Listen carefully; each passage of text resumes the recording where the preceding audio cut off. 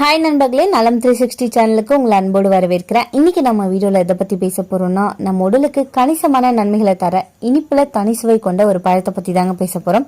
அதுதான் சீத்தாப்பழம். சீத்தாப்பழத்தை பத்தி தான் இன்னைக்கு நம்ம பேச போறோம். சீத்தாப்பழத்துக்கு இன்னொரு பெயர் கஸ்டர்ட் ஆப்பிள், தமிழ்ல சீத்தாப்பழம், அன்னோனா, சர்க்கரை பழம் அப்படின்னு ஏகப்பட்ட பெயர் வச்சு கூப்பிட்டு இருக்காங்க.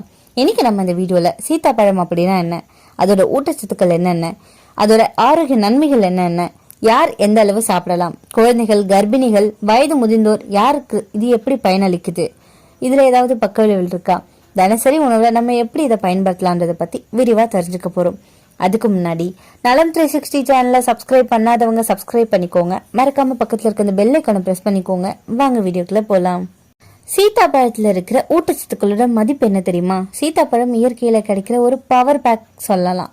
100 கிராம் பழத்துல கலோரி 94%, நார்ச்சத்து 4.4 gram, vitamin C 40%, potassium 382 milligram, magnesium 10%, calcium, இரும்பு சத்து, இயற்கை சர்க்கரை அதாவது பழ சர்க்கரை. இது உடலுக்கு விரைந்து சக்தியை வழங்குற ஒரு எனர்ஜி ஃப்ரூட்னு சொல்லலாம்.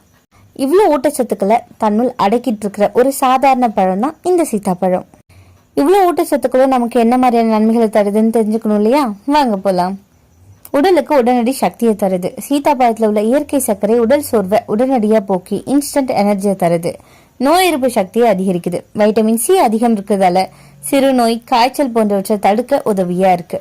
இதய ஆரோக்கியம் மேம்படுது. பொட்டாசியம் அதிகம் இருக்கிறதால ரத்த அழுத்தத்தை கட்டுப்படுத்தும். இதய தசைகள் வலுவாக இருக்கும். செரிமானம் மேம்படும். நார்ச்சத்து அதிகம்ங்க, இதனால மலச்சிக்கல் நீங்குது. குடல் இயக்கம் சரியாகுது. உடல் எடையை அதிகரிக்க விரும்புறவங்களுக்கு இது ஒரு சிறந்த பழம்னு சொல்லலாம். மெலிந்தவங்களுக்கு இது வெயிட் கெயின் பழம்னு சொல்லலாங்க. ஆரோக்கியமான முறையில எடையை கூட்ட முடியும் இதை நம்ம சாப்பிட்றதால. கர்ப்பிணிகளுக்கு நன்மை பயக்குது. வாந்தி அடிக்கடி வர்றவங்களுக்கு இந்த பழத்தை சாப்பிட்றதன் மூலம் சக்தி அதிகரிச்சு கருவோட வளர்ச்சிக்கு உதவியா இருக்கு. குழந்தைகளுக்கு மூளை வளர்ச்சிக்கு உதவியா இருக்கும். வைட்டமின் B6, மெக்னீசியம் இருக்கிறதால நரம்பு மற்றும் மூளை வளர்ச்சியில முக்கிய பங்கு ஆற்றுது. கண்களோட ஆரோக்கியத்தை மேம்படுத்துதுங்க. கரோட்டினாய்டு, விட்டமின் சி இருக்கிறதால கண் பாதுகாப்பு, பார்வை தெளிவியா கொடுக்குது. எலும்புகள் வலுவாக உதவியா இருக்குங்க. மக்னீசியம் மற்றும் கால்சியம் இது இருக்கிறதால எலும்பு அடர்த்தி அதிகரிக்குது. செவ்வாழை, தும்மல், வலி போன்றவற்றை குறைக்குது. சீத்தாப்பழம் உடல் சுட்ட குறைச்சி சுவாச பாதை நலனுக்காக உதவியா இருக்கு. ரத்த சோகை பிரச்சனையை குறைக்குது. இதுல இரும்பு சத்து அதிகம் இருக்கிறதால ஹீமோகுளோபினை அதிகரிச்சு ரத்த சர்க்கரையை, அனிமியா போன்ற பிரச்சனைகளை குறைக்குது. மன அழுத்தம் மற்றும் கவலையை குறைக்குது. வைட்டமின் B6 இருக்கிறதால மன நிம்மதி, ஹார்மோன் சரிவு போன்ற பிரச்சனையில இருந்து நம்மள காக்குது. தோல் பொலிவை மீண்டும் கொண்டு வருது. வைட்டமின் சி இருக்கிறதால இது கொலாஜன் உற்பத்தி அதிகரிச்சு தோல் இறுக்கமாகவும் பொலிவாகவும் இருக்க உதவியா இருக்கு. முடி கொட்டுதலை தவிர்க்க உதவுதுங்க. இரும்பு, பொட்டாசியம் ரத்த ஓட்டம் மேம்பட்டு முடிவேர்களை வலுப்படுத்துது. உடல் சூட்டை குறைக்குது. உடல் அதிக வெப்பத்தை தணிக்க இது உதவியா இருக்கு. சிறுநீரக நலம் என்ன தெரியுமா? இதுல மெக்னீசியம் இருக்கு. கற்கள் உருவாவதை இது தடுக்குது. மேல் வயிற்று எரிச்சலை குறைக்கும். அமிலத்தன்மையை சமநிலைப்படுத்துது. குடல் புற்றுநோய் அபாயம் குறைக்குது. நார்ச்சத்து இருக்கிறதால குடல் சுத்தமா இருக்கும்.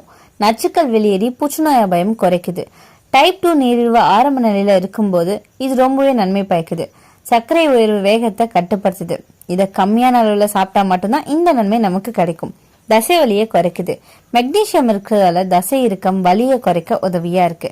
வயதானவங்களுக்கு பலத்தை சேர்க்குதுங்க. சக்தி, செரிமானம், ரத்த ஓட்டம் ஆகியவற்றை இது மேம்படுத்துது. கர்ப்பகால மனநிலையை சரிப்படுத்தும். கர்ப்பகாலத்துல பெண்களுக்கு நிறையவே மூட் ஸ்விங்ஸ் ஏற்படும். இதுல வைட்டமின் B6 இருக்கிறதால இது மன அழுத்தம், கோபம் போன்றவற்றை குறைக்குது. காய்ச்சலின் போது உடல் சக்தியை மீட்க உதவியா இருக்கு. உயராற்றல் பழம்னு சொல்லலாம். ஆஸ்துமா, அலர்ஜி உள்ளவங்களுக்கு இந்த ரொம்பவே நன்மை பயக்கும் ஒரு பழம்னு சொல்லலாங்க. இதுல எதிர்ப்பு அழற்சி பண்பு நிறையவே இருக்கு. முதுமையை தாமதமாக்க இது ரொம்பவே ஹெல்ப்ஃபுல்லா இருக்கு. ஆன்டி ஆக்சிடென்ட்கள் அதிகமா இருக்குங்க. இது சுருக்கங்களை குறைக்குது. இளமையான தோலை மீண்டும் உருவாக்குது. இதை நம்ம எப்படி சாப்பிடலாம்? ரொம்பவே பழுத்த, இனிப்பு நிறைஞ்ச பழத்தை தேர்வு செய்யணும். காலை உணவுக்கு பிறகு சாப்பிட்றது நல்லது. தினமும் அரை, அப்படி இல்லைன்னா ஒரு பழம் போதுமானது. குழந்தைகளுக்கு பாதி பழமே போதும். கர்ப்பிணிகள் 3 முறை வாரத்துல சாப்பிடலாம். வயதானவர்கள் அரை பழம் சாப்பிட்றது போதுமானது. சீத்தாப்பழத்துல இவ்வளவு நன்மைகள் இருக்குன்னு நம்ம தெரிஞ்சுக்கிட்டோம். ஆனா நன்மை மட்டும் தெரிஞ்சா போதாதுங்க. இதுல இருக்கிற பக்க விளைவுகளும் தெரிஞ்சுக்கணும். அதிக சர்க்கரை காரணமா நீரிழிவு நோய்கள் அதிகமா எடுத்துக்கொள்ளக்கூடாது. எடை அதிகரிக்கும் வாய்ப்பு இருக்கு. வயிற்றுப்போக்கு ஏற்படும். அளவுக்கு மீறி சாப்பிட்டா நார்ச்சத்து அதிகம்ன்றதால வயிற்றுப்போக்கு ஏற்படும். காய்ச்சலின் போது அதிகமா சாப்பிடக்கூடாதுங்க. சளி கூடும். விதையில நச்சுத்தன்மை இருக்கு, ஸோ விதையை சாப்பிடக்கூடாது. ஒரு சிலருக்கு அலர்ஜி ஏற்படும் அபாயம் இருக்கு.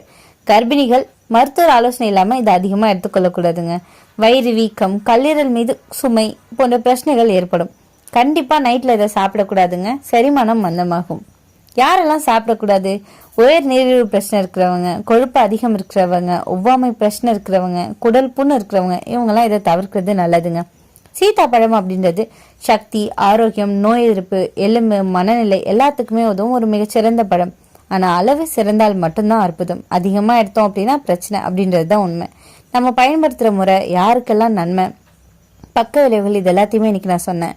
இதுக்கப்புறம் எத்தனை பேர் இந்த சீதாப்பழத்தை ரெகுலராக சாப்பிட போறீங்கன்னு கமெண்ட்ல சொல்லிடுங்க. இன்னைக்கு நான் சொன்ன விஷயங்கள் எல்லாமே உங்களுக்கு ஹெல்ப்ஃபுல்லா இருக்கும்னு நம்புறேன். இந்த வீடியோ உங்களுக்கு பிடிச்சிருந்துச்சுன்னா லைக் பண்ணுங்க, ஷேர் பண்ணுங்க, மறக்காம நம்ம சேனலை சப்ஸ்கிரைப் பண்ணுங்க. அடுத்த ஒரு அற்புதமான வீடியோல சந்திக்கிறேன்.